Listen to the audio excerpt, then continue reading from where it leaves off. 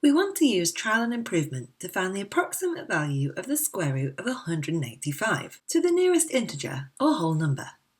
Let's let x be equal to the thing we're trying to find, which is the square root of 185. Then we know that x squared is equal to 185.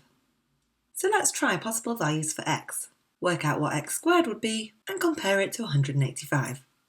I know that 144 is a square number which is pretty close to 185, and it's equal to 12 squared. So let's start with 12 as the first value we try for x. So if x is 12, x squared is 144, but this is less than 185. And so 12 is too low to be x.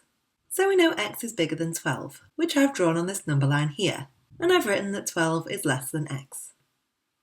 So let's try 13 for x. If x is 13, x squared is 169, which is less than 185. So 13 is still too low.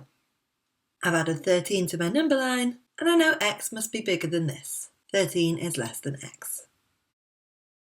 So now let's try 14 for x, which would make x squared 196. This is greater than 185, so now we know that 14 is too high. So we know that x is greater than 13, but less than 14. We want to give the value of x to the nearest whole number, so we need to work out whether the value of x would round to 13 or to 14. To do this, let's try 13.5 as the value for x. Because we know this number and anything bigger than it would round up to 14, but anything less than it would round down to 13. This makes x squared equal to this value here, which is less than 185, and so we know that x is greater than 13.5, but less than 14.